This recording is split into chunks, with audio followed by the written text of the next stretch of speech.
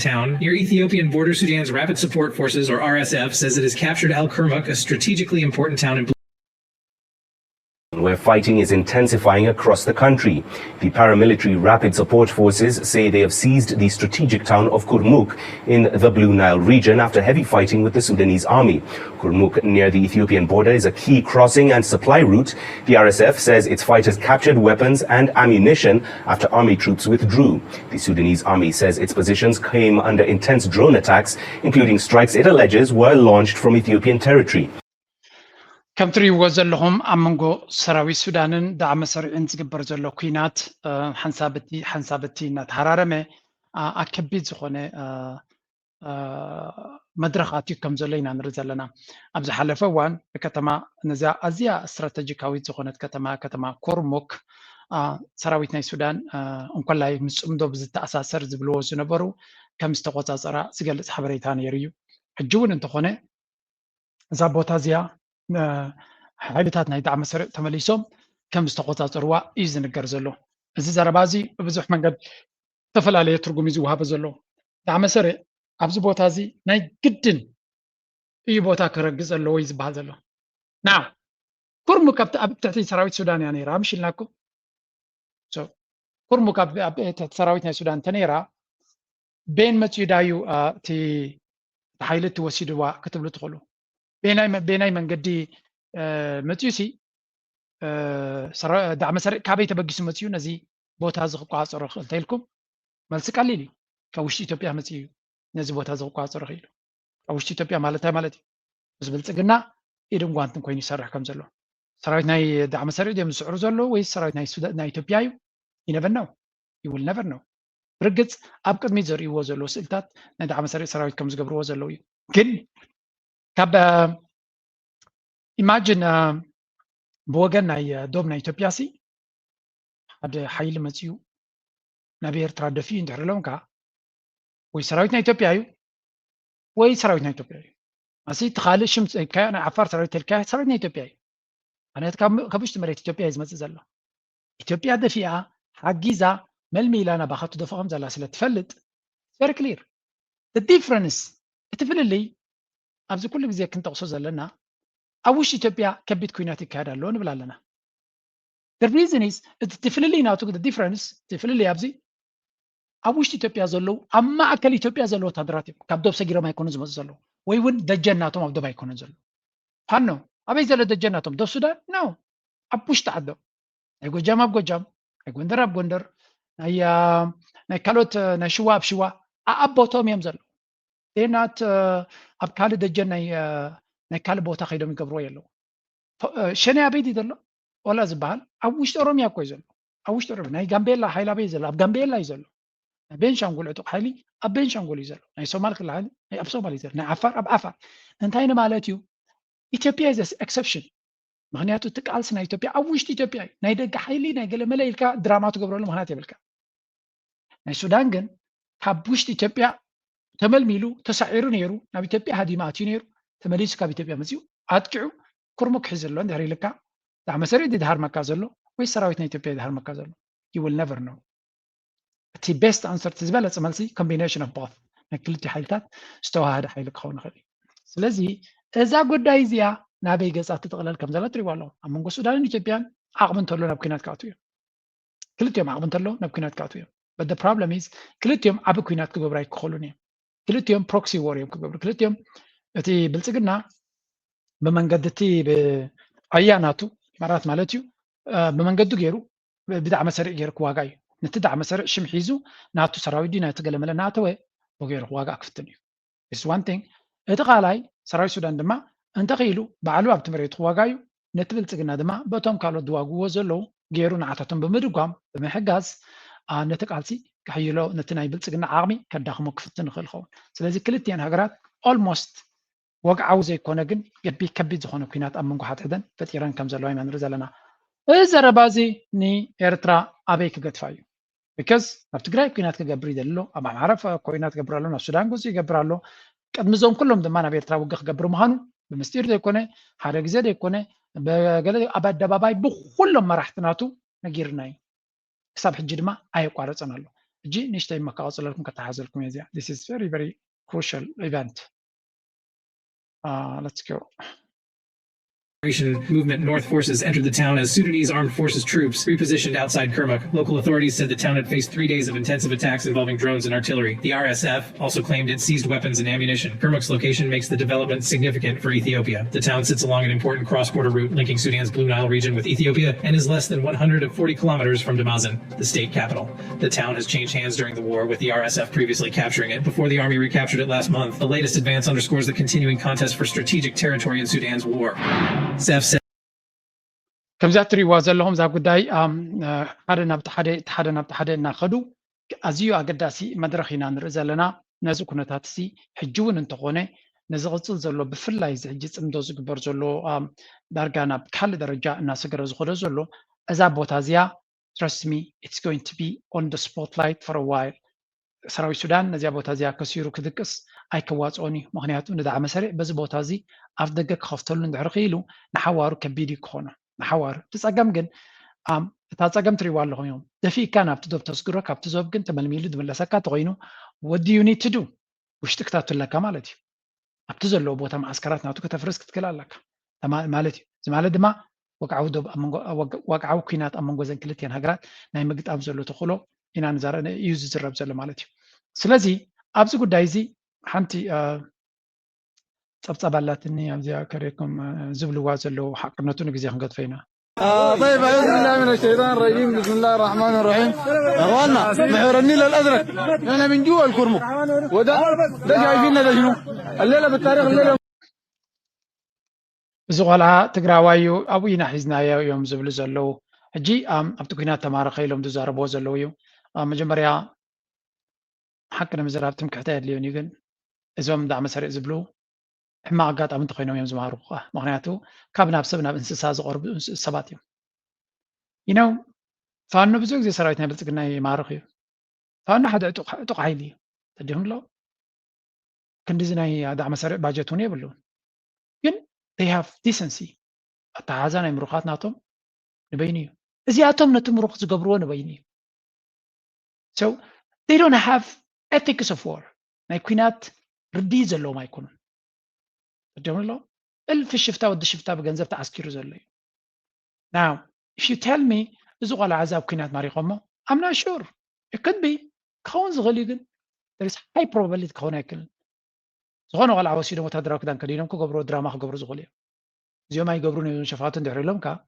then probably you're lost سم كو قبرو زي كل جبن يلن عدموا له زصنتو كندي عدتات اب السودان زصنتو so حما نجر مقبار فاشين ينعتاتو جيني بروباغندا ناي بوليتيكا خسر حسلو زلي هو واحد انت تعد مقلعنا بتوسيدنا بتقبرالو غلز بالبروباغندا ناي بلصقنا مسوس لا تسرعو زلو they're just showing this كم حدا ما example كابتر جاو سيدم دي ولا هبقلو سيدم تواصو قبرو لغلي ولا بدي فتاو ني طلع بحيلي تدرك كان كلينم قبرو زغوليوم so again إذا كنت زي it's turning to be very ugly كبير درجة كساقة غرز غليو بزو نجار كن رينا بزو نجار كن سمينا بزو قدايزي بزو تنقاغز اللي مهانوغن باقو محبارة قداس مثلني this is going to be تفل عليه قطعتنا إذا كنت كن رينا سكنيشتي كابتي بوتا صبصبناي حدا زينا خنسمع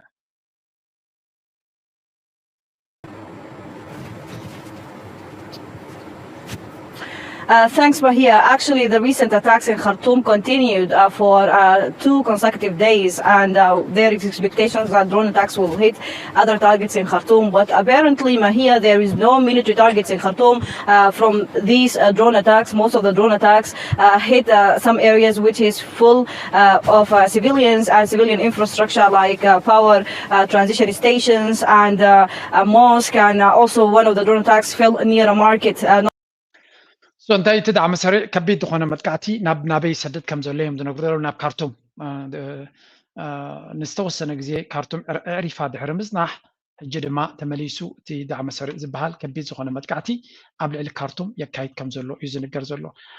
it's not surprising السودان كم هاجر فانكشن كتكون سلازي دلي كم هاجر كتقوم سلازي دليا كم خو قبرو نبور غير كا غتوزدو مهنياتو أتي علامات عند علامة بزلوا السودان كم هاجر تطوزي تبللو من قد كفتر على الوزبل من تسلزلوا they are trying their best ነቲ ናይ ሱዳን ከም ሃገር ንኽትቀውም ዘለዋ ተኽእሎ ንምርማሳ ዝገብርዎ ዘሎ ብዙሕ ፃዕሪ እዩ ሱዳን ከቢድ ፈተና ትሓልፍ ከም ዘላ እዩ ዝንገር very very difficult situation እያ survive ትገብር ዘላ እቲ ሕቶ ነዚ ሕጂ ንሪኦ ዘለና ኩነታት ብኸመይ መንገዲ እያ ክሰግሮ ብሓቂ ድያ ገጢማ ወፂኣቶ ክትከይድ ኣብቲ ካፒታል ብዙሕ ሰብ ክምለስ ጀሚሩ ነይሩ ንቡር ሂወቱ ክጅምር ፈቲኑ ነይሩ ብዙሓት ዋላቲ ኢጋድ ዝበሃል ደገሎ ዶኸማን ይመፁ ነይሮም እቲ ሃገርሲ ናብ ንቡር ሂወት ንክትምለስ ብዙሕ ተስፋ ዘለዎ ጉዕዞ ትገብር ኣላ ዝኾነ ጣዕመ ሰሪዕ ስጥራ ደይኮነቶም ንዑ ዝምውሉ ዘለው ሱዳን ናብ ንቡር ነገር ክትምለስ ኣይደልይዋን እዮም ሱዳን ኣብ ኬያስ ክትነብር ኣብ ዕግርግር ክትነብር እንተተኻይሉ ድማ ኣብ ክልተ ክትምቀል እቲ ዳዕመ ሰሪዕ ንገለ ክፋል ሒዙ መንግስቲ እንዲያቆይሙ ዘሎ ኣብ ኬንያ ኮይኑ ወይ ገለ ንዑ ሌጂቲመሲ ክረኽበሉ ዝኽእል መንገዲ ገይሮም እምበሃር ኣብ ጣውላ ከነምፅኣልኩም ኢና ክልተ መንግስታት ብሓደ ክትኮኑ ወይ እውን ክልተይኹም እቶም ክልተ ጀነራላት ምስናትኩም ኣብቲ መንግስቲ ገዲፍና ካልእ መንግስቲ ከነቆም ኢና ብሲቪል ዝቐውም ኢሎም ባዕሎም ብብልሽውና ዘቆማጥዕዎም ቤላ ገይሮም ዝሓዝዎም ከም መንግስቲ ካብ ክልተዮም ወፃኢ መንግስቲ ኢሎም ክእትዎ እዮም and then it's going to be ካልእ ከምቲ ሊብያ ንሪኦ ዘለና ናቶም ክልተ ሃገር የቆሙ ወይ ብኸመይ የቐፅልዎ so እዚ ኣብ ምንታይ መድረኽ እዩ ከምኡ ዘጋጥም ዘሎ እንድሕር ኢልኩም ሱዳን there was this report እዚ ትሪእዎ ዘለኹም for the first time since war began መንግስቲ ሱዳን ናብቲ ካፒታል ቤተ መንግስቲ ፕሬዚደንሻል ፓላስ ከም ዝኣተወ ዘርኢ ኢና ንርኢ ዘለና ኣብ ካርቱም ስለዚ ካርቱም ናብ ንቡር ተመሊሳ አልቡርሃን returns to the Khartoum presidential palace ኣብቲ ናይ ፕሬዚደንት ፓላስ ከም ዝተመለሰ ኢና ንርኢ ዘለና እዚ ማዕረቲ እዚ ኩነታት ይመፅእ ስለ ዘሎ እዮም ብድሮን ዝሃርምዎ ዘለዉ ስለምንታይ መንግስቲ ሱዳን ናብ ንቡር ክምለስ እታ ሃገር ናብ ንቡር ተመሊሳ ሃገር ክትመርሕ ስለ ዘይደልይዋ ዘለዉ they want to destroy the country እታ ሃገር ብክልተ ግራ ጠጠው ንኸይትብል ብኩሉ መንገዲ ከውድቕዋን ከፍሽልዋን ስለ ዝደልዩ ዘለዉ እዩ every time ጽቡቕ ነገር ኣብታ ከተማ ክግበር ከሎ ናይ ድሮ መጥቃዕቲ ናይ ገለ መጥቃዕቲ ዝካየድ so this is really critical ነታ ሃገር ማለት እዩ መኸትያ ሓይላ ካልኦት ሃገራት ምሳ ተሓዊሶም ክሕግዝዋ ዝኽእሉን ካልእን ከለን ተዋሃይዱ ነዚ መድረኽ እዚ ክቕይርዎ እንተኽኢሎም ኣብ ቀርኒ ኣፍሪካ maybe ሓንቲ ሃገር ካብ ኣፋፌት ናይ ሞት ተንሲኣ ናብ ንቡር ዝተመልሰት እያ ክንብል ንኽእል ኢና ግን it's far from over እዚ ጉዳይ እዚ ክውዳእ ወይ ተወዲኡ ወይ ናብ ምውዳእ ቀሪቡ ኢልና ክንዛረበሉ ንኽእል ጉዳይ የብልናን ኣዝዩ ርሑቕ ዘሎ እዩ ምክንያቱ I'm sorry to say but ሱዳናውያን ባዕሎም ሳክት እዮም እንታይ ንኽብለኩም እየ ዳዕመ ሰሪዕ ተመሊሱ ንካርቱም ክመፅእ ይኽእል እዩ ከምዚ ናይ በዓል ኤርትራ ወይ እውን ከምዚ ናይ ትግራይ ናይ ውጋእ ዓቕሚ ዘለዎም ህዝቢ ኣይኮኑን ኮርስ ኤርትራ ሓያል ናይ ምውጋእ ዓቕሚ ዘለዎ እዩ ካብኡ ኣፀቢቑ ዝዓቢ ሓይሊ እውን ጠጠው ከብል ዝኽእልን ክምክት ዝኽእልን እዩ ኣብ በዓል ሱዳናውያን ቁሩብ ትለይ ፍሉይ ዝበሉ እዮም ሕጂ ተዘይተቐይሮ እምበር ኣብ ኩናት እንታሽም ኣለዎ እዩ ድኻምነታት ኣለዎም እዩ ስለዚ ምስ ከምኡ እዚ ጉዳይ ንሪኦ ዘለና ናይ ብሓቂ it's going to be very crazy and ንሕና ነቲ ኩነታት እናተዓዘብና ከነርእየኩም ክንፍትን ኢና ኤርትራ ተራናታ ኣብዚ ጉዳይ እዚ እንታይ ክኸውን ይኽእል እስከዚያ ስምዑለይ ክቡር ተንታኒ ፖለቲካ ናይ ዞባና ርሕማን ባሃሽም ዝበላ እስከ ስምዑ ኣብዚ ተዓዛቢት ክከውን ኣይመስለንን ኣብዚ ጉዳይ እዚ ንዝተፈላለዩ ምክንያታት ግን ብሕፅር ዝበለ ቀዳማይ መንግስቲ ናይ ቀዳማይ ሚኒስትር ኣብይ ኣሕመድ ኣብ ልዕሊ ኤርትራ ኣዋጅ ንውግእ ኣዊጁ ኣሎ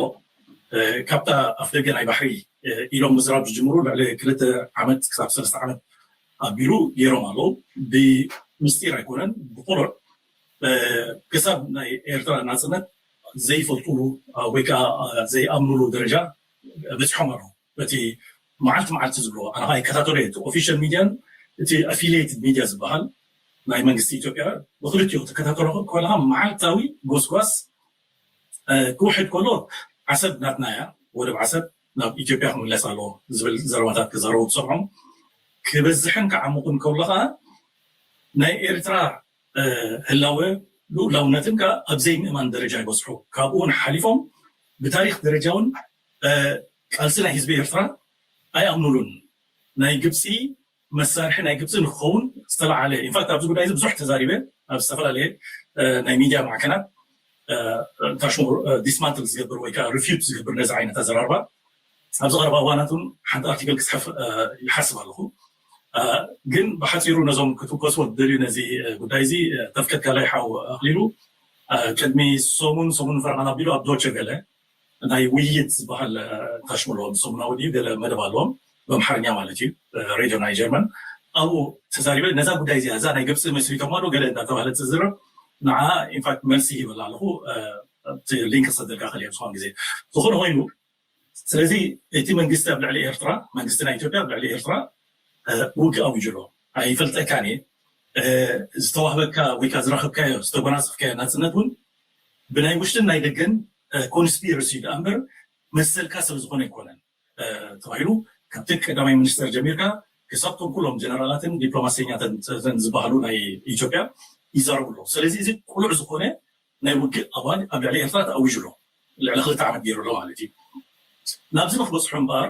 ናብዚ ውግእ እዚ ንክበፅሑ እዚ ምስ ኤርትራ ዝዳለዉ መቸም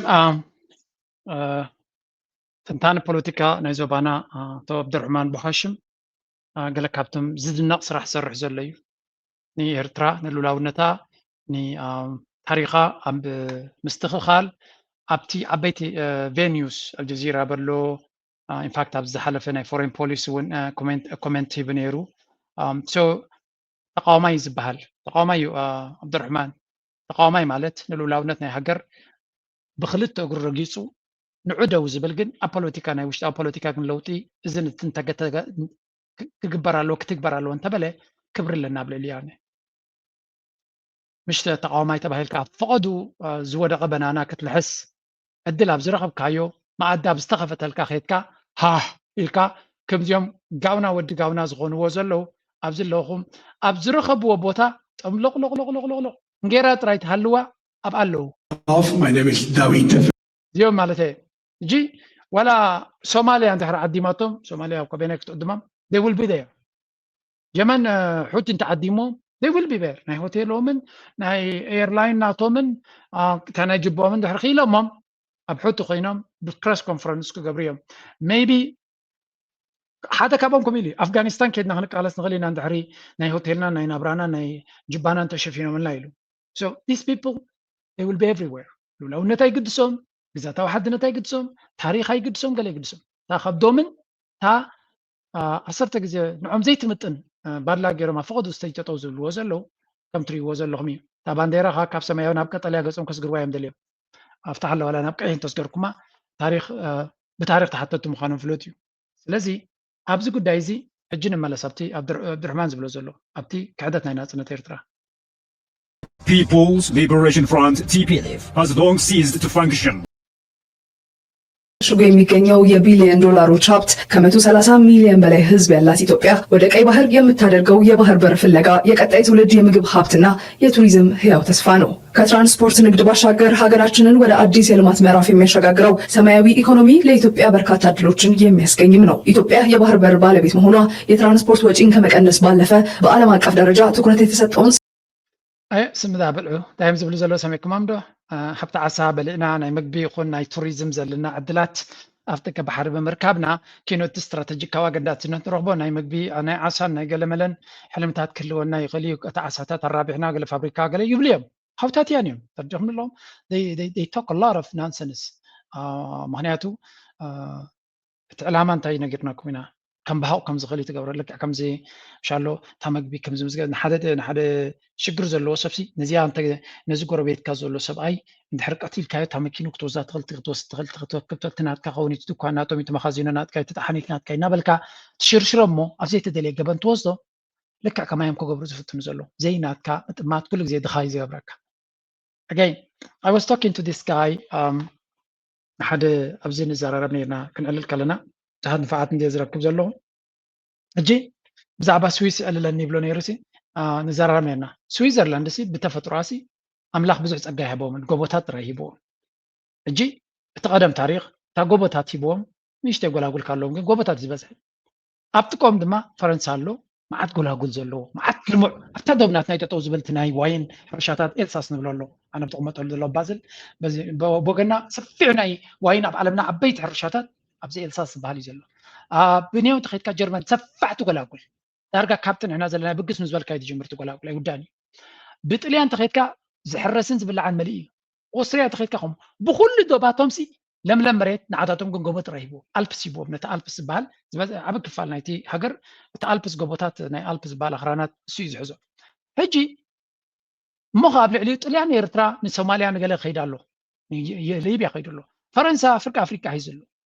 جرمن تنزانيا ديو أنغولا ناميبيا ديو قال هيزلو ترجمون لهم ساتهم كن تحزوا يبلون مجزاتي أبتعدهم هبتمات كله بعد فرنسا جرمن أبكال كيدهم يزمت له ويلكم بعد فرنسا مالتي عندهم هبتامين حرشة صغونيو أفتى جبهر كونتيننت بال مديترانيا كل يزلوا فرنسا قبل لي دم مجزات معت ባህር ዳርቻ ቱሪዝም ነው። የባህር በር ማግኘት የመዝናኛ መርከብ ጉዞዎችን ለማስፋፋት ያስችላል። ይህም በባህር ዳርቻዎች አካባቢ ለሚገነቡ ሆቴሎችና ሪዞርቶች በርካታ የሥራ ዕድሎችን ለወጣቶች ከመፍጠሩም ባለፈ ከፍተኛ የውጭ ምንዛሬ ወደ ሀገር ያመጣል። ቱሪዝም ረገድ በርካታ ሀገራት ሰመሪን ለ3 ወር ሕጂ መንጎ ኢንተርኔት ቆሪፅኒ አፍሪካ ዶንት ወሪ አም ፔሽንት ታሕን ክንፅመም ኢና ፀገም የለን ቁርብ ኣብ መንጎ ኢንተራፕት ገብርዩ أب هوتيل تلزلوخي خاب جزان تخوينو يحيش جلا لهم نيجي ندهن it's okay we will have أفريقيا كل جزء تعجس جيرنا هنا أفريقيا مالت تعجس مالت ندي كلاش صقو مالت تعجس يدلك أفريقيا so نفس ويسك ملص نتانا توم انجيروم za قبون za جيات مريتن زي أملاخي بنا أبزيات تذكرنا أبزيا وش تزيا زفتم تراي بيزنس ناتنا حيلي بلنا نبكال خيرنا خنزمت وربابتنا حيالات يوم كنت نقايز لنا حيلك كلونا لو نفسنا خنكلا خلكن كلا لنا لعلو كل دما زعبي دبلوماسي مزياتهم نبوغن شجرن كيدي بلنا معناته مسوم زمتاتن وتدراوي عامي كلونا سلازيكل فرنسا 10 سناتهم زغونو مس جرمن كومو طليان كومو سلازي مزياتهم كتغواطط سلازي تخل سلام طريقه تقبر زلك بمبال نزادي اشتي عدم بجكا ጨውካ ለሀብት ዘይብላ ኣማዕቢሎማ ናብ ሕጂ ገለ ሰብ ተግብሎኒ ማዓት ገንዘብ እኮ መፅኡ ገንዘብ ሒዝካሎም ተመፂኻ ዳምፃየወ ታዲያ ከይዶም ነ ወሲዶ ልካዮም ሰብ ካብ ዲአርሲ ካብ ሃይለ ስላሴ ተሰኪሞም ቦርሳ ሳብ ሕጂ ይመፁ ኣለዉ ገንዘብ ተሰኪሞም ኣብ ክሻ ኣብ ባንክ ናይ ስዊስ ካሕኪሖም ገንዘብ ዘረክቡ እዛ መዓልቲ እዚኣ ብዛ መዓልቲ እዚኣ ብዛ ሰዓት እዚኣ ኣሎ ኩሉ ግዜ ኣሎ ዋይ ቢካዝ ዘይ ክሬትድ ኣን ኢንቫይሮንመንት ብረት ሒዞም ኣይኮን ናብ ዓድኻ መፅኦም ሽጉጥ ገይሮም ገንዘብ ከምፀየ ዝብልኻ በዓልኻ ልኽልኽ እንዳበልካ ፕራይቬት ጀት ጌርካ መፂኻ ኣብ ሆቴል ናቶም ኣብ ክሻ ተሰኪምካዮ ወርቅኻ መፂኻ እንተረኪብካዮም እንዳቕበልኻ ወ I'm not against Switzerland. If you bring your money, bring it. أنا سويسرا ስለዝኾንኩ ኣምፅዎ ከይዶም ግን ብረት ወሲዶም ታንክ ወሲዶም ጀታት ገይሮም ሃሪሞም በንቂሮም ሬጂም ቼንጅ ገይሮም ኣይወስዱልካን እዮም so we need to be fair about that okay ባያስ ኣለካ ናይ ስዊስ ክትብሉ I get it ቁር ባያስ ኣለኒ ፃቅ ኣለና ኣብ ስለዝቕመጥ እንታይ ክብለካ ኢለ ታዘረባ ንምንታይ ኣምፅያ ኤርትራ ተዓድና ንፈልጣ ኢና እዚኣ እታ ፀገማትና ከም ናይ ሽዋዲ ዋላ ገለ ናይ ኦሮሚያ ዝሕረስ መሬት የብልና ማይ ከም ናይ ኡጋንዳ ክልተ ወቅቲ ዝሃርም ማይ የብልና ተዓድና ሰብ እዛ ዓድና እዚኣ ጠሚትና ባሕሪ ኣለዋ መሬት ኣለዋ እዚኣ ተዓድና ነዚኣ ጠሚትና ክንረባሕ ኣለና እቶም ጎረቤትና ከምኡ የብሎምን ኩሉ ግዜ ኣብናትና ምስ ጠሞት እዮም that's why ዝረኸቡ ተረኸቡ ድኻታት እዮም ዝረኸቡ ተረኸቡ ዘይናቶም ስለ ጥምቱ ድኻታት እዮም ስለዚ እዚኣ ፅቡቅ ጌርኩም እስተቢልኩም ክትርእይዋ ከተሓሳስበኩም ይደሊ ምክንያቱ ሓደ ግዜ ነቲ ዘለካ ፀጋታት ተቐቢልካ ናይ ጎረቤትካ ከይጠመትካ ናይ ዓርክኻ ናይ መሓዝኻ ከይጠመትካ ናይ ሓውኻ ናይ ወዳሕትንኻ ከይጠመትካ እታ ኣምላኽ ሂብካ ዘሎ ፀጋ ብዘይ ገድስ ኣበየለኻ ናብኣ ጥራይ ተሰሪሕካ ክሓልፈልካ ይኽእል እዩ ይሓልፍ እዩ ድማ ኣምላኽ ንዝሰርሕ እዩ ፀጋ ዝህብ ስለዚ ኣብዞም ጎረቤትና ንሪኦ ዘለና ሕስድና ቅንኢ ዘይናትካ ምጥማት ስስዐ just another level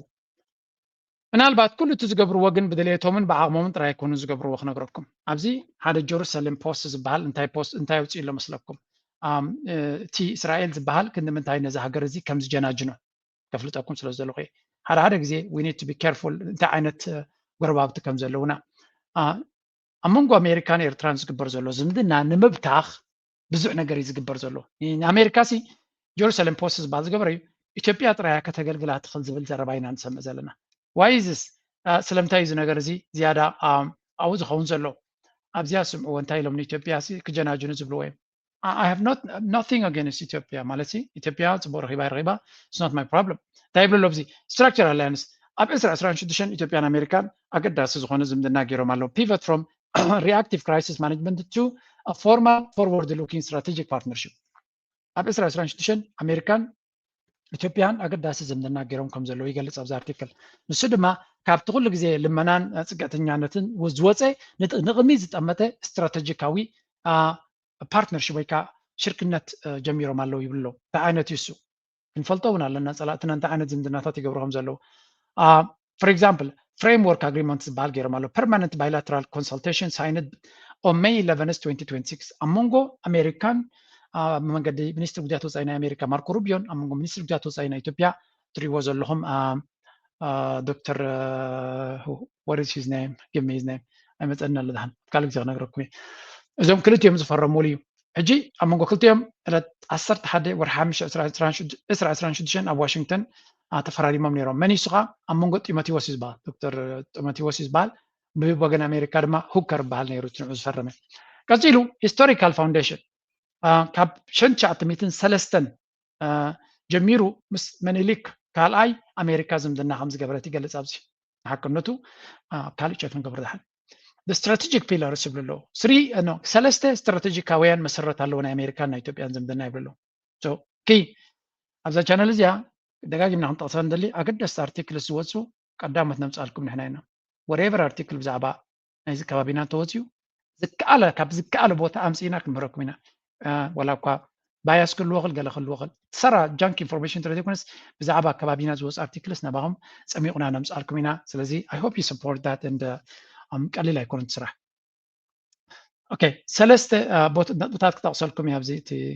እዞም ክትሪእዎ ትኽእሉ ኢኹም ኣብዚ ዝገልፅ ዘለኹ ናምበር 1 ኢኮኖሚክ ፕሮስፐሪቲ ፒላር 1 ወይ ከዓ ሓደ ኣስካላ ቁጠባዊ ብልፅግና ይብል ኣሎ ሽፍት ፍሮም ኤድ ዲፐንደንሲ ቱ ፎሬን ዳይሬክት ኢንቨስትመንት ካብ ናይ ረድኤትን ድጎማን ናብ ኤፍዲኣይ ፎሬክስ ዳይሬክት ኢንቨስትመንት ዘተኮረ ብፍላይ ድማ ና ክሪቲካል ሚነራልስ ኤንድ ማይኒንግ ናብ ዕደናን ናብቶም ክሪቲካል ሚነራልስ ዝበሃሉን ዘተኮረ እዩ ካልኣይ ዲፈንስ ኮኦፐሬሽን ካልኣይ ዲፈንስ ኮኦፐሬሽን ናይ ምክልኻል ሽርክነት ማለት እዩ እዚ ከዓ ጆይንት ሴኪሪቲ ኦፐሬሽንስ ኤንድ ኢንቴሊጀንስ ሼሪንግ as a regional security anchor ተኻላይ ድማ ናይ ዲፈንስ ናይ ምክልኻል ሽርክነት ስለ ዝኾነ ናይ ሓበራዊ ሴኪሪቲ ኦፐሬሽን ሓበራዊ ናይ ፀጥታዊ ምንቅስቃሳት ከምኡ ድማ ናይ ስለያዊ ምቅብባል ስለዚ ሼር ይገብሩ ስለያዊ ሓበሬታ ንኢትዮጵያ ሂብዋ ኢትዮጵያ ድማ ትቦም ማለት እዩ እዚ ከዓ as a regional security anchor ናይ ዞባዊ ናይ ኣሜሪካ ናይ ሴኪሪቲ አንከር ከም ዘላ ይብሉ ኣሎ regional stability ሳልሳይ ስካላ ድማ ዞባዊ ርጋት diplomatic alignment on the Red Sea, a corridor and Horn of Africa geopolitics. لذي إذا ثلاث نقطات كم أقدستي pillars كيروم يوم زقلت وان زلوا قطباوي بلتقلنا مالت كاب لمنا يقارصون جن FDI زبل كاتوس يقول مالت بر تلمنا تتوعي بلد defense cooperation كم anchor نايتي security anchor مالتيو سالسايد ما regional stability بلونالو. Okay نغزل. What is next? تبلوزلو high level security and tech integration. sorry تحنتي ثلاثة pillars بالكونس تجاجز إني وترى هذا تا زاتن زسارون زارو كالد ما نتابع له high level security and tech integration. زلا على درجة ناي security ناي technology كاوم تسسارن military anchor ناي بتهدراوي anchor كجبر وايد له كم مرأنا تدما أبز أسرع شو دشان كدمي كم حدث سومنات وتدرى مراحتنا أمريكا استشاتفو ناي لوجيستيكس سيمبوزيوم تقايدو نيرو 4 هاجرات دما بدرجة كونتيننتنا أفريقيا أو تساتيفا نيراني بلالو سلازي ناي ميليتاري أنكر كوينا لا إثيوبيا يمزولو زلو كالاي أدفانسد أفييشن سلطون ناي أفييشن متأسسار دما US alignment with Ethiopia's role as a regional powerhouse complementing Su-35 air dominance. It's just crazy, man. It's crazy. كقلت لكم إذا Ethiopian Airlines بحالله كم دمتي Air Force ناتو مالو Ethiopian Airlines كاب أمريكا يزجز بوينغ كاب إيرباس ونجز يمكن زيادة نا أمريكا شركة نتالو أمريكا دما أفزبنا دونالد ترامب نتنا business cooperation نت بوينغ بتعمي زجد سب البوليتيكا نا أمريكا تبوينغ أبتر رايزلو بوينغ نفرت تجزين روينكا فيفرس هلا كاي هذا Ethiopia جن زجرميو هاي العير ناتهم F-35 و F-16 ويجلا يكون زعاتهم تايدا ناي راشا سو 35 زعاتهم راشان أمريكان إذن قانتم كوين نزح جزء من قستابي أب تاريخ إثيوبيا I haven't seen anything أبكال عالم نقارون انتلو please I'm curious to learn from feedback زلا راشان أمريكان أبزخون يخون يردادوني the only place الردادولو كاب كذا مالتي إثيوبيا بحد يشرحوا كم يجرنا نزح قرن حجزة that's ዘገርም ዘስደምም ኣነ የዝደምመኒ ቲ ናይ ዲፕሎማስያዊ ጭዋዳ ወይ ገለ እንተለዎም ኣብ ልዕለና እስራኤል ምስኦም ይሰርሕ ኢራን እንኳላ ያው ይሰርሕ ኩሉ እዚ ግን ኮንቶ እዩ ምክንያቱ ኩሉ እዚ ድጎማታት እዚ ንሃይለ ስላሴ ነይርዎ ንደርግ ነይርዎ ንኢሃደግ ነይርዎ en ሕጂ ንኣብ ኣለዎ እንታይ ውፅኢት ኣምፂሎም ናቲንግ ሕጂ እውን ኣብ ክወድቕ ከም ዝኽእል ንሪኦ ኣለና ስለዚ እዚ እውን ሓደ ካብቲ ንሪኦ ዘለና ኣብ ቴክኖሎጂ ድማ ምናልባት ኣብዛ ቴክኖሎጂ ናይ ኣሜሪካ ስቴት ዲፓርትመንት እዚ the US Department of Commerce delegation ፍሉይ ልኡኽና ተሰዲዱ ነይሩ ነቲ evaluating AI and tech startup acceleration in Ethiopia ኢትዮጵያ ብልፅግና AI Academy AI University ስለ ዝብል ዘሎ መብዛሕትኡ ቴክኖሎጂ ድማ ካብ ቻይና የምፅኦ ስለ ዘሎ ኣሜሪካ ፍርሒ ስለ ዘለዎም ናቶም ፍሉይ ናይ AI delegation ንኢትዮጵያ ክሰድዮም ምስ ኢትዮጵያ ክሰርሑ ምንታን ኣብኡ ክወዳደሩ ክፍትን እዮም እዚ ኸ እንታይ ዘርእየካ ኣገይን ዋላ ብሓሶት ገለ ነገር ክትገብር ተፈቲንካ ነቶም ወዳድርቲ ናብ ዓድኻ ክተምፅኦም ትኽእል ኢኻ ስለዚ እዚኣ እውን ሓንቲ ካብቲ ንሪኦ ዘለና ከምኡ ድማ ግሎባል ጂኦፖለቲክስ ናይ ጉዳይ ናይ ቀይ ባሕሪ ድማ ኢትዮጵያ as a stable US partner in a volatile region stable ካይኮነን ካብ ኢትዮጵያ ፋሕፋሕ ዝኣተው ሃገር የለን ኣብቲ ናይ ጉዳይ ባሕሪ ድማ ይብልሎም ናይ ባሕሪ ጥሙሖት ስለ ዘለዎ ንዑ እውን ኣሜሪካ ክትሓስበሉ ኣለዋ ይብልሎ ማለት እዩ just ክገብሩሎም እዮም ወይ ከጋጥም ይብለኩም የለኹም ግን it's what they are saying so maritime interests official US recognition of Ethiopia's role in Red Sea safety and commercial aviation ከም ንሪኦ ዘለና ናይ ኢትዮጵያ ተራ ኣብቲ ናይ ድሕነታዊ ጉዕዞ ናይ ቀይ ባሕሪ ከምኡውን ኣብቲ ናይ መስመር ንግዲ ኢትዮጵያ ተራ ክትፃወት ከም ትኽእል እዮም ዝብሉ ዘለው ከምኡ መረዳእታ ኣለዎ ኣሜሪካ ኢሎም እዮም ፅሒፎም ዘለው ናይ እስራኤል ጋዜጣ እዩ እዚ ድማ ነቲ ኣጀንዳ ናይ ኣሜሪካ ናብ ኤርትራ ናብ ግብፂ ናብ ስዑድያ ዝኸይድ ዘሎ ናብ ኢትዮጵያ መሊስካ ብናይ ኢማራት መንገዲ ብናይ እስራኤል መንገዲ ከም ዝተኣሳሰር ንክትገብር ዝግበር ዘሎ ፃዕሪ ምዃኑ ተረዲዩና ኣሎ መቸም ኩሉ እዚ ንሪኦ ዘለና ቀለልቲ ኣርስታት ኣይኮኑን ምክትታል ዘድልዮም እዩ እዚ ከምዚ ኢሉ እናሃለዎ ከሎ ናብ ቀይ ባሕሪ ክንሰግር ካብተን ሃገራት ከዓ ኣብዚ ስምዑ Egypt joining Mecca Defense Arabia reportedly opposed Egypt joining Mecca Defense Pact. Saudi Arabia reportedly opposed Egypt's inclusion in the newly signed Mecca Joint Defense Agreement with Turkey and Pakistan, according to 3 Saudi sources cited by Middle East Eye. The agreement was signed on the 7th of August in Mecca by Saudi Crown Prince Mohammed bin Salman, Turkish President Recep Tayyip Erdogan, and Pakistani Prime Minister Shehbaz Sharif. It commits the 3 countries to treat an armed attack against one as an attack against all 3. These Saudi sources said Riyadh had concerns about Egypt's role in regional security, including its limited involvement in the Saudi-led war in Yemen and what they described as insufficient support during the recent U.S.-Israeli conflict involving Iran. They also cited Egypt's close ties with the United Arab Emirates amid growing Saudi-UAE tensions. Turkish officials reportedly supported Egypt joining, with Foreign Minister Hakan. Okay, ኣብዚ ጉዳይ እዚ ብዙሕ ዘረባ እንዲና ንሰምዕ ዘለና መወዳእቱ እንታይ ምዃኑ ብሕጂ ኢና ንፈልጦ ኣብዚ ናይ መካ ኣላያንስ ዝተገበረ ማለት እዩ መካ ዝተፈራረሙ መንጎ ፓኪስታን ስዑድ ዓረብን ቱርክን ዝተገበረ ናይ ኔቶ ዝመስል እስላሚክ ኔቶ ዝበሃል ዘሎ ሽም እንታይ ኢና ንርኢ ዘለና እንድሕር ኢልኩም ናብዚ ግብፂ ስለምንታይ እዚኣተወ ዝብል ሕቶ ብብዝሒ ዝንገር ዘሎ ምክንያቱ ግብፂ ምስ ስዑድያ ዓብይ ርክብ ኣለዋ ቀይ ባሕሪ ድማ ኣገዳሲ ንክልቲኦም ከምኡ ድማ ቱርክን ግብፅን ድማ ፅቡቅ ዝምድና እናገበሩ እዮም ዝኸዱ ዘለዉ ኢንፋክት ኣብ መንጎ ሰለስተ ግብፅን ቱርክን ስዑድያን ክግበር ይብሉ ነይሮም ግን ፓኪስታን ካ ኒኩላር ፓወር ስለዝኾነ እዮም ኣለዉ ግብፂ ንኸይኣቱ ግብፂ ኣብቲ ቅድም እንታይ ዝብል ኣርቲክል ወፂኡ ነይሩ ግብፂ እምቢ ከም ዝበለት ስለምንታይ ብስዑድያ ዶሚኔትድ ኣብ ዝኾነ ኣርእስቲ እንተኣትያ ናታ ክብሪ ናታ መርሕነት እውን ከተረክብ ስለትኽእል ገለ መለ ዝብል ዘረባ ምስ እስራኤል ዘለዋ ሽርክነት ገለ እናበሉ ይዛረቡ ነይሮም ተሓቂ ግን ስዑድያ ከሊኣታ እዮም ዝብሉ ዘሎ ቱርክ ትደሊ ነይራ ግብፂ ኣብቲ ቦታ ትኽታቱ ምክንያቱ ራብዒቲ ዓባይ እስላማዊት ሃገር እውን ስለዝኾነት ኣብቲ ቦታት ግን ስዑድያ ኣይደለየትን ምክንያቱ ግብፂ ክልተ ነገራት ኣለዉ ሓደ ዝኣክል ኣበርክቶ ይብሉን ኣብዚ ጉዳይ ናይ ቀይ ባሕሪ ዝብል ክስ ኣለዎም ወይ እውን ስክፍታ ኣለዎም ስዑድያ እቲ ቀንዲ ግን ምስ ኢማራት ዘለዎ ምትእስሳር ነቲ ዝግበር ነቲ ዝኣትዎ ዘሎ ኪዳን ከዛሕትሎ ከም ዝኽእል ምክንያቱ ኣልሲሲ ወይ ግብፂ ሙሉእ ብሙሉእ ነፍሱ ዘመሓድር መራሒ ይኮነን ባህልቲ እዮም ስዑድያ ኢማራት ሳብ 35 ቢልዮን ኢንቨስትመንት ስለ ዘለዎም ንግብፂ ኩሉ ግዜ ስኩዝ ምስ ገበርዎ እዮም ዋላ ድሌታቱ ሙሉእ ሙሉእ ክገብር ኣይክእልን እዚኣ ነገር እዚኣ እንተዘይጌርካያ ነዚአን ገንዘብ ኣብ ዘለዋ ክንስዕበን ኢና እናበሉ የፈራርህዎም እዮም ስለዚ ብኸምኡ ግብፂ ናፃ ዝኾነ ሃገር ስለዘይኮነ ኣብዚ ጉዳይ እዚ እንተኣትዩ ክዕውተና ይቅኒ ካብ ዝብል ዝመስል ንግብፂ ክእተውዋ ኣይከኣሉን እዮም ዝብሉ ዘለዉ ግብፂ ስለምንታይ ዳ ያተወ ስዑድያ ንምንታይ ግዜ ድግደፍ ኮይኑ ኣብ መንጎም ዘሎ ኩነታት ግን ይረኣየካ ክልቲአን መሻርክቲ ናይ ኤርትራ ግብፅን ስዑድያን ፅቡቅ ዝኾነ ዘይምርዳእ ምህላው ንኤርትራ የኽስራ ዶ ኖ ኣክቹሊ ይጠቕማ ኤርትራ ስኩዝ ይኽትገብረን ዘለዋ ኣነ ኸመይ ዝብል መንግስትና ኣመና ከምዚ መስኪን መንግስቲ ኮይኑ ይስማዓና ኣነ ማለት ስኩዝ ክገብር ዘይክል ጨካና ኣይኮነን መንግስቲ ኮይኑ ይስማዓኒ ኣብዚ ዲፕሎማሲ ልስሉስ በቃ ብዙሕ ክሓትት ዘይደሊ ለጋስ ዓይነት መንግስቲ ኮይኑ ይስማዓኒ ቶም ካልኦት ሃንጎሊማታት እዮም ሉከ ጅቡቲ ንእሽተይ ዘረባ እንተጌርካ ገንዘብ ግብፂ መራሕና እቶም ናብ ጅቡቲ ተኸይዱ ናይ ገለ ነገር ገንዘብ ክፍርም ክኽእል ኣለዎ ናይ ስዑድያ ገለ እንተገይሩ ገለ ክፍርም ክኽእል ኣለዎ ገለ ክኸፍል ኣለዎ ብናፃ ዝበሃል ነገር የለን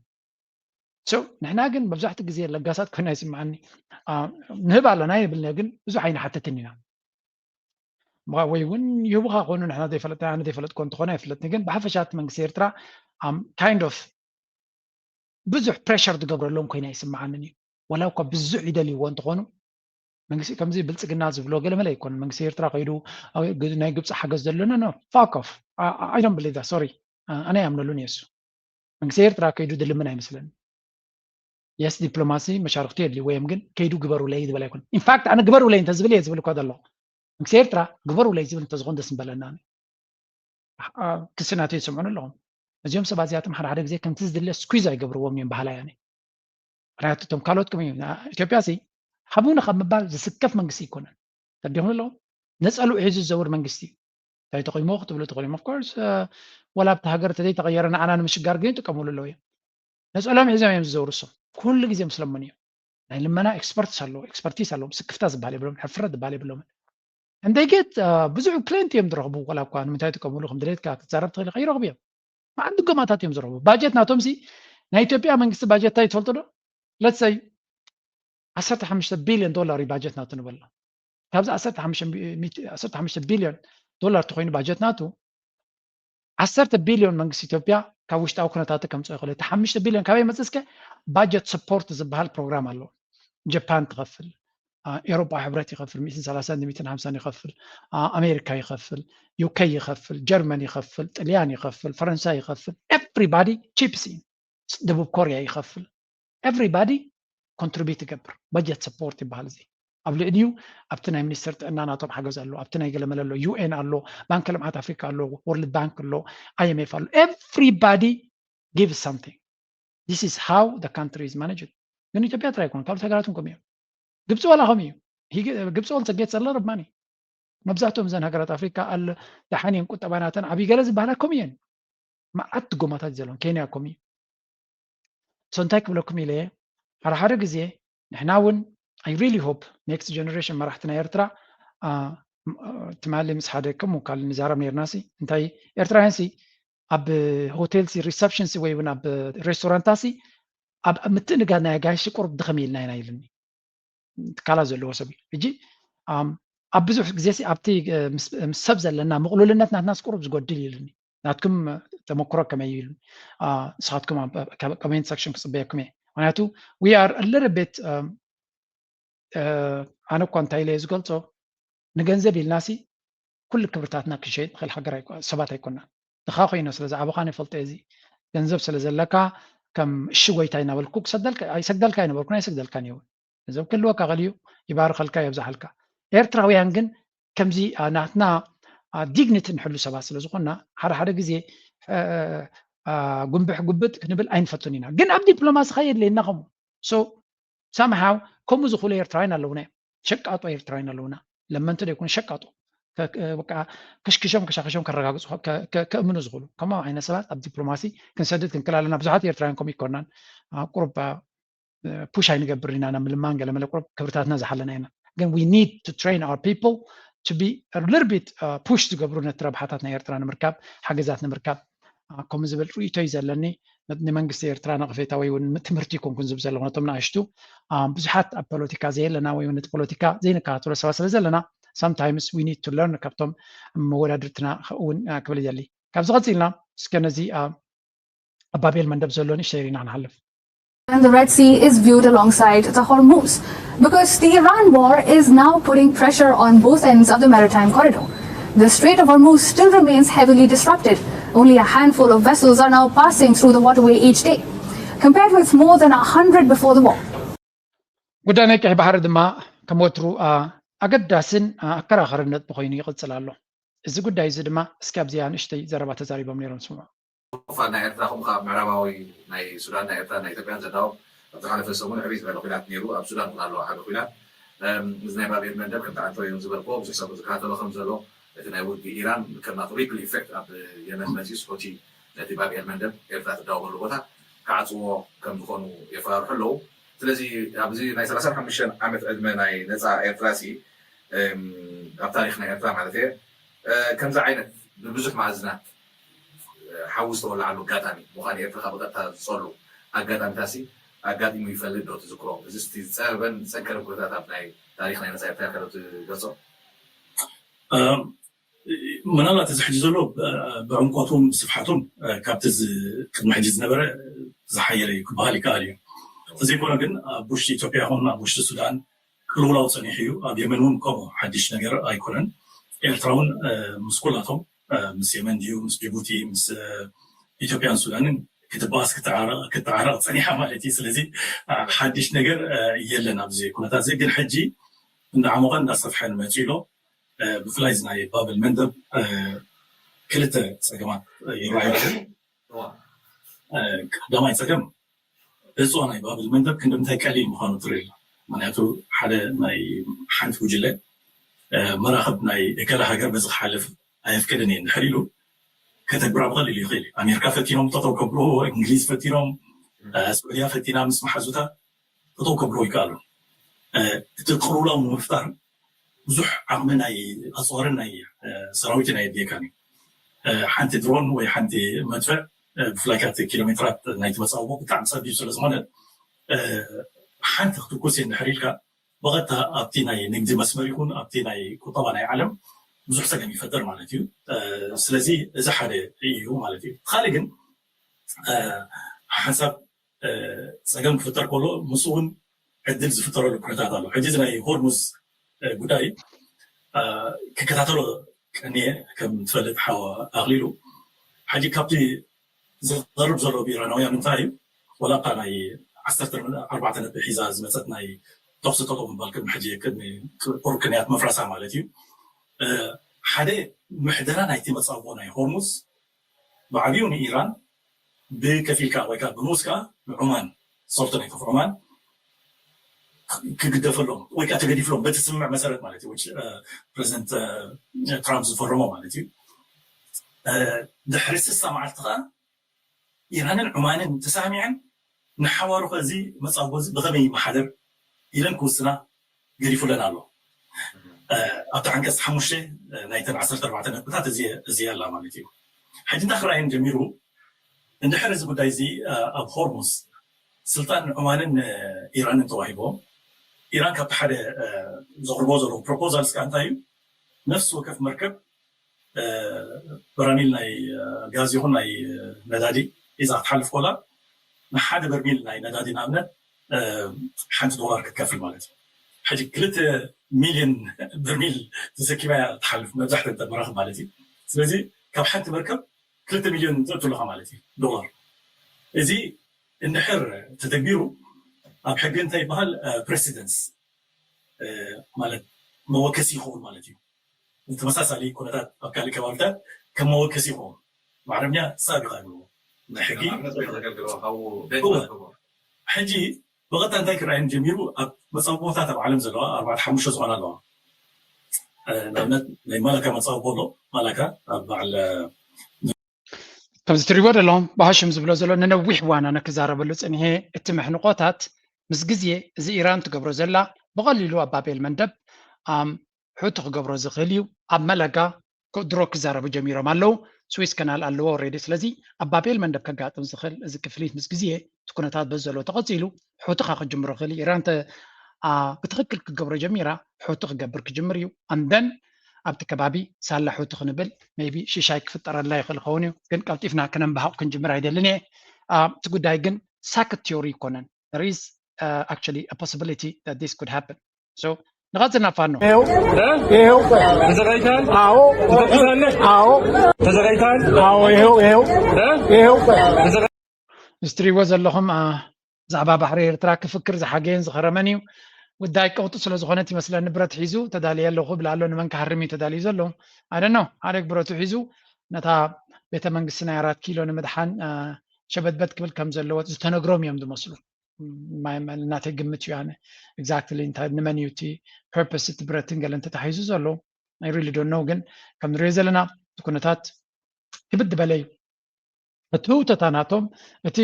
ዳንኬራ ናቶም ይቕፅል ኣሎ ከም ወትሩ ንብልፅግና ድዩ ንገለ ድዩ ምሽምጣጥ ብተደጋጋሚ ነቲ ናትና ኩነታት ምድኻም ከም ንቡር ጌርካ ክትወስዶ ግን እቲ ሓቂ ድማ እስከዚኣቶም ካንስማ እዮም እንታይ ይብሉ ኣብ ከምናታ ዓይነት ናይ ባርጌን ምግባር ዓቕሚ ዘየለኻ ኣካልሲ ተራ ናይ ፖሊስ ጣብያ ሓለፍቲ ኮለል ከብሉኻ ዝውዕሉ ዓይነት ደረጃ ርክብ ፈጢርካ ከለኻ እዚ ከም ናትካ ድሌትን ናይ ኢትዮጵያ ድሌትን ኣቋኒንካ ገለ ትኸደሉ ደረጃ ኣይኮነን ስለዚ እዚ ላንግላንጋ ዝብላ ተሓሳስባታት ዝመፅእ ዘሎ ኣብ ኩሉ እቲ ንዓይ ቁኑዕ ዝመሰለኒ ከይሓተትካ ምሳይ ክትስዕብ ክደልየካ ኣለኒ ከምኡ እንተዘይጌርካ እስኻ መርገፂኻ ኣይነፅርካ እንታይ ትብል መፅያ ቅድሚ ሕጂ ነፅር ስፋሕ ተጠሮ ገለ ምሽ ነይሩ ሞነለ ሕጂ ነፂርካ ንምሳኻ ዝነበረ እውን ንኣለኻ ትኸደሉ ዳሕዝነካ እንታይ መስለካ ሕጂ እውን ካብዞም ብሓደ ዘለው ድሕሪ ቁሩብ ግዜ እውን ንሳቶም ክፈላለዩ ምክንያቱ ነቲ ዝመፅእ ነገራት ብኸመይ ኢንተርቴይን ትገብሮ ብቕዓት ይረአ የለን ዓቕሚ ይረአ የለን ስቑኢልካ ቅፅል ጥራሕ ምስመን መስቲ ከይሓተተ ዝቕፅል ጥራሕ ከይሓተተ ዝቕፅል ካ ሓንቲ መዓልቲ ተባራቢሩ ናበይና ንኸይድ ሕጂ ካብቲ ቅውንነት ኢኻ ተውፅኻ ካብቲ ሪያሊቲ እንድሕር ሃዲምካ ንዑ እንድሕር ክትክሕድ ጀሚርካ ፀገም እዩ እቲ ናይ ኤርትራውያን ኣተሓሳስባ ከዓ ንኣብዚ ንሪኦ ዘለና ሕጂ ብዛዕባ ባሕሪ ድኻ ማለት እዩ ልኡላውነት እንዳሃደረገ ዝበሃል ዘሎ ንድሕሪ ወፊ ከይድ ዋጋዕና ብኩውንነት ሕጂ ካብቲ ቅውንነት ኢኻ ተውፅኻ ካብቲ ሪያሊቲ እንድሕር ሃዲምካ ንዑ እንድሕር ክትክሕድ ጀሚርካ ፀገም እዩ እቲ ናይ ኤርትራውያን እቲ ብቐደሙ ሓደ ሓንቲ ዘረባ ኣላ ናይ ናትናኤል ኣስመላሽ ደንበዕነ እዩ ዝብል ዕነይኒ ክብሉ ኣይ ኣብቲ ኮንቶ ኮይኖም ዝተረፉ ዝብሎም ኣለዎ ክትሪኦ ከለካ ካብ ዜሮ ተበጊሱ ይኮነን it makes sense because እቲ ህውተታሲ ደረት የብሉን መላገፂ ናይ ሸራፋት እዩ ኮይኑ ዘሎ I think it's a political ኢልካ ክትዛረባ ይትኽእልኒ ኢኻ እታ ዝበለፀ ዲስክሪፕሽን ናይ ዝኩሉ ኣነ ዝረኸብኳ ናይዚኣ ኣበየለዎ ወደይ ኣብታ ማኣዲ ንሓትሕዶም ኣበዮም ዘለዎ ወደይ ኣብ ሓንቲ ማኣዲ ክበልዑ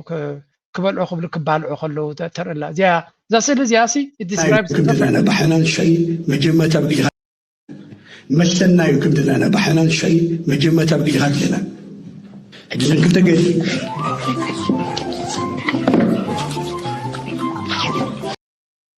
ከምዛ እትሪእዋ ዘለኹም እያ እታ ጉዳይ ዕድል ከለካ በሊዕካ በላሊዕካ ከብድኻ መሊእካ ጅባኻ መሊእካ ክትከተሉ ትኽእል ዕድል ተተፈቲሩ ናብኣ ንምብፃሕ እዩ እቲ ጉዳይ እምበር ፖለቲካ እንተዝኸውን ነይሩ ወይ እውን ገለ ንፁር ራእይ ነይርካ እንተዝኸውን ገለ ምተገበረ ግን ከም ንሪኦ ዘለና እቲ ፖለቲካ ጃስት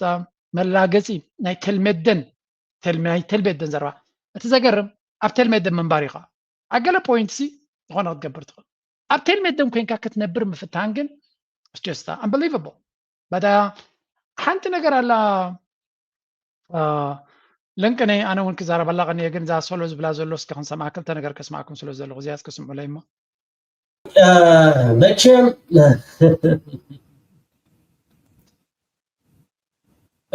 النهار داريهم بمزحي أب إثيوبيا أم حرنيا لا تزاربوا إنجليش كلات بحوس السواتات ولا إيرتران النهار داريهم ولا بإنجليش كجبري خيال كاجن بإنجليش يأكل كنحجزهم كنكل علنا زخون هاجرات أدخل لها أب إيربورت زلوا ناي توريسي كالندر ريها ويكاتي مات ريها نابي تخيلنا أمنت نبات عند حدا خوينو بات عند تاين بوتان وينو لو مات دايركشن تتكيمهم ناوي يخدم مالتي لذي ميسروت أبو ديات وسيد وزلوا كل إمباستات أبدأ جزلوها بتعميد بلد 5 مليون ميدالي كأطلق له نعنا زفحنا نجرين نعنا زفرحنا نجرين حبوساتنا سلمنتا إيرترا أبزد الله تدرجيا كتسوقهم زي كالت ويكا سلمنتا يصريات دو كمزدو زبحال نجرات بعلنا كابي كم زمت أنا نابي كم زخيد دلنا بعلنا سنفلت بزعبا إيرترا ما نمسك بزعبا ترجعوا فلاسدو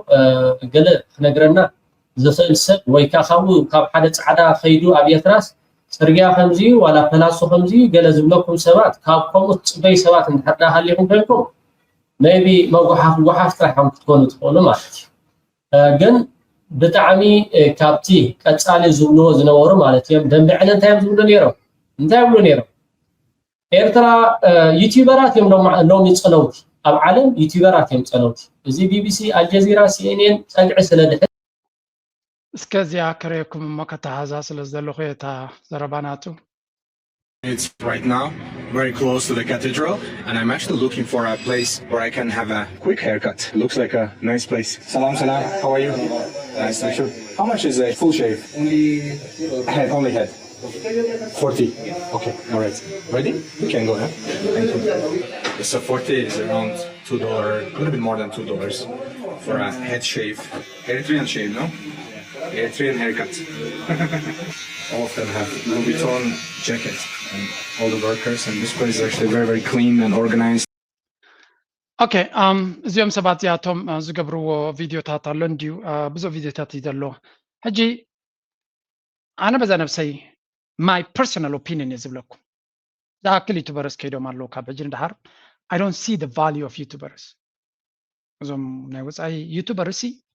I don't see their value ንህዝቢ ኤርትራ ሲ ንኤርትራ ኣብዚ እዋን እዚ ዘርብሕዋ ኮይኖም ኣይስምዑንን እዮም ምክንያቱ there is enough ሓበሬታ ብዛዕባ ኤርትራ ዝደሊ ዝኣክል ቪድዮ ተሰሪሑ ኣሎ so they want to be different ካብቲ ዝመፀ እሞ መመሊስካ ሕማቕ ምዝራብ ተደይ ኮይኑ I don't think they are adding value to ዝኣክል ዝተባሂሉ ኣሎ so ብሓቂ ወይ እውን ንታሪክ ናይ ኤርትራ ዝገደሱ ዩቱበርስ ወይ እውን ገለ ነገር ስፔሻል ኤዲሽን ዘለዎም ተደይ ኮይኖም ተራ ቱሪስትስ ኮይኖም ከተማ ምስኣልን ገለ መለ እንተኮይኑ ግን ኣነ ከም ሰብ ቫልዩ ዘለዎም ኮይኑ የስምዓንን እዩ ተራ ናይ ሚድያ ኣገዳሲ እዩ ግን ክትእትዎም ከለኻስ ዕላማ ክህልወካ ኣሎ ኤርትራ ሲ ክፉት ንሚድያ ኣይኮነን ትሃገር ወይ ኩሉ ሰብ ከም ድሌት እንተኮይኑ ፋይን if you open everything I'm okay with that እንተደየለ ሴሌክቲቭ ትእቱ እንተለኻ ወይ እውን መሪፅካ ትእቱ እንተለኻ I see no value ኣባቶም ሲ ረብሓን ሃገር ኣይረኣየንን እዩ ዘሎ ምናልባት መፅናዕቲ ዝተካየደ እንተሎ ሰምዓትዮም ብናቶም መንገዲ ዝመፀ ቱሪዝም ኣሎ ትብሉ እንተኮይንኩም ፋይን ግን እቲ ዝገብርዎ ዘረባታት ብፍላይ ድማ ካብቲ ዝተገብረ ቪድዮ እቲ ቫይራል ዝኸይድ ተሪኻዮ ዳመጅ ናቱ ይበዝሕ ትሪኦ ከለኹ እቲ ቫይራል ዝኸይድ ሲ ንኤርትራ ፅቡቅ ነገራት ኣይኮነት መብዛሕትኡ ግዜ ንእሽተይ ንኳል ምስ ተራእየ ንዓ ካብዚ ሕጂ ቅድሚ ሕጂ ለንቀና ሓደ ወዲ ሲ ኣጋጣሚ ክዛረብ ከሎ ብዛዕባ ባኒ ኢሎም ከመይ ገይሮም መገዶም ሓደ ሰብ ባኒ ክልምን ሰብ ዓለም ኩሉ ንቡር እዩ ኣነ ኣብዚ ኡጋንዳ ሲ ንእሽተይ መሬት ክትረግፅ ከላ 10 ቆልዓ እዮም ዝመፅኻ ልመና የለን ማለት ኣይኮነ ሽግር የለን ኣብ ኤርትራ ንብል የለና ኣሎ ሽግር ኣብ ኤርትራ ኣነስ ይኣምን ሽግር ኣሎ ኣብ ኤርትራ just like everywhere else ሽግር ኣሎ ናትና ሽግር ኣለና ካልኦቱ ሽግር ኣሎ ሰብ ክሽገር እውን ይኽእል እዩ ገንዘብ ዘይብሉ ድራርለቱ ዘፀገመ ሰብ ክህሉ ከም ዝኽእል ይኣምን እያ ኣብ ኤርትራ ኩሉ ሰብ ሃብታም እዩ ትራንኩሎ ገለገለ ክብል ኣይክእልን ፀገም ሰብም ዘሎ ይኣምን እያ ግን ዲስፕሮፖርሽናል ዝኾነ ቴንሽን ናብቲ ንኤርትራ ዝጎድእ ነገር ዘተኩር ዓይነት ሚድያ እየ ዝርኢ እንጂ ትክክለኛ ምስልናትና ብዝኣክል መንገዲ ይወፅእ ስለ ዘሎ I don't see ናታቶም ኣበርክቶ ወይ ናታቶም ቫልዩ ብዙሕ ንዓይ ኣይረኣየንን እዩ ዝኾነ ናይ መወዳእታ መዛዘሚት ኣርእስቲ ናተይ ናትኩም ሪቶ ክሰሚዕ ኣብዚ ኣነ ከም ሰብ ከም ሓደ ዜጋ ሪቶ ዝብ ዘለዎ ምናልባት እቲ መንግስቲ ናቱ ሪቶ ኣለዎ ንስኻትኩም ከዓ ናብ ዩቱበርስ ክኣትውሎም ንኤርትራ ይጠቕሞ እዮም ወይ ፅቡቅ ሓበሬታ የውፅኡልና ኣሎ እንተልኩም ፋይ ኣብ ኩሉ ግዜ ቮይስ ኦፍ ማጆሪቲ ስለ ዝኾነ ናትኩም ሪቶ ቅቡል እያ ግን ኣብዛ ስእጂ እዚኣ ክሪኣ ከለኹ I don't see ባእታቶም ዝመፅእ ፍሉይ ነገር ክህሉ ይኽእል እዩ ዝብል እምነት የብለይን ንሚድያ ክንዕቕ ኢለ ኣይኮንኩን ወይ ንኩሉ ፈንዎ እንተደየለ ግን እዞም ሰሌክቲቭ ላምዚኻ ኤርትራ ሰሜን ኮርያ ኤርትራ ከምዚያ እናበሉ ናቶም እንጌራ መብሰል እምበር ነቲ ሃገር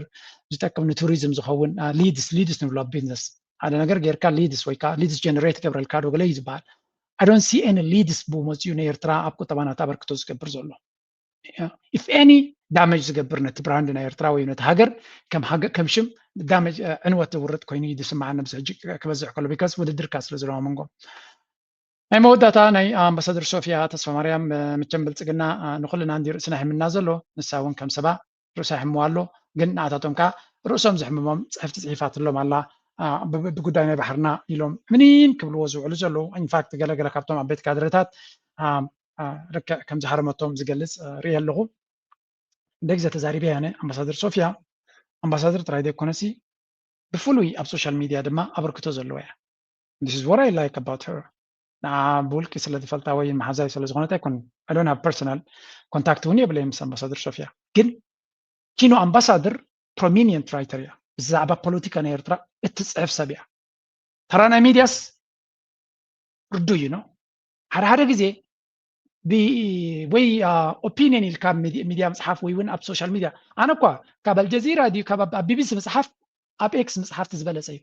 let me tell you الجزيرة nobody reads الجزيرة أنا الجزيرة وي كاب بي بي سي I am ببني article